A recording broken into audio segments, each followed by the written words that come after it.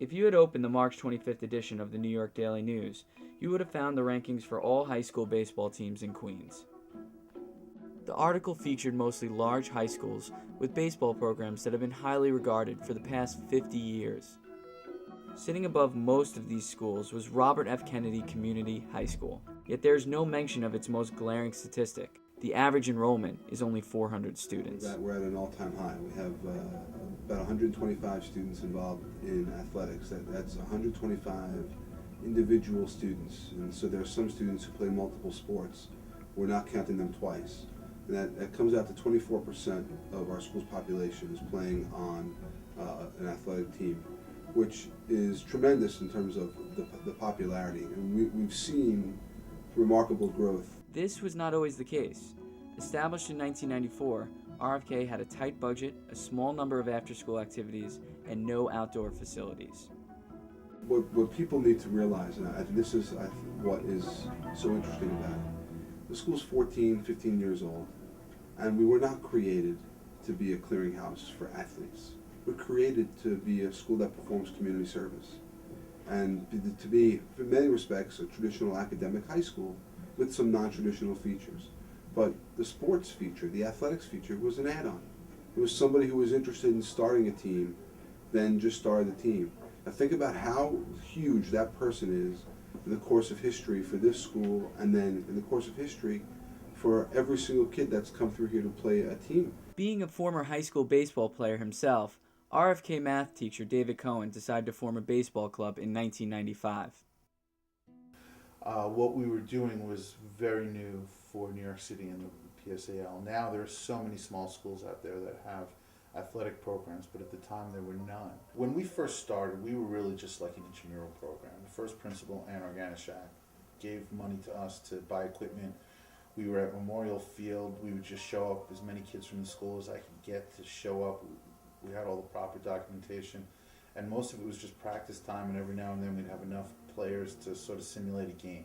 The second year we started playing against other schools, but it was still unknown whether or not we were going to be granted a program, because no small school, we were really kind of the first. No one had a program yet. I inquired about creating the athletic program, meaning that establishing teams that would compete interscholastically and compete in playoffs and be part of the whole program of the PSAL. And when asked, the answer I was given, well, the students in your school, they can go to another school and participate in interscholastic athletics. And I said, no, that's not what I'm asking for. I'm asking for them to be able to stay here. PSAL, the city, just didn't have any experience with it. So it was a big fight for Dave Seinfeld. In 1996, the Public School Athletic League decided to allow RFK to compete with varsity athletic programs. The situation would be unique. The enrollment size of the smallest high schools in the PSAL were 3 times the size of RFK's capacity.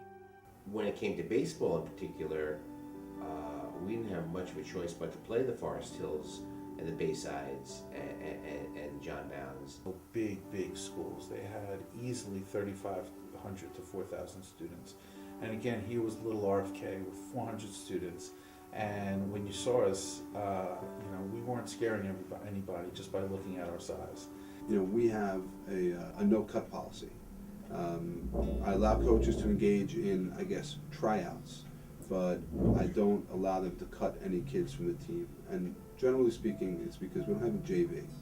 If we had JV, then that would be fine. But if we have kids who want to learn and want to play, then I want to give them a place to go and do that. And if we cut them, we're cutting the legs off from them. You have students playing baseball that, for the most part, haven't played baseball before, and we were going up against some high-powered programs. I might have not made the Flushing High School team. I might have been capable of making it, but I wouldn't have made it because I might not got the first look. But RFK, you have that chance to prove yourself because only 20, 25 kids even come out. So when everybody's there, everybody who goes to practice has a shot. So that's part of it. That's the charm, I guess, of the RFK baseball team is that everybody's got a chance. We had 400 kids, 400 males and females in the entire school. It absolutely has an impact. I mean, here we are, just a couple of guys trying to scrap together a baseball team, and it's like we're not starting from a fair point. we had a lot of players who, could hit but couldn't field. That was me.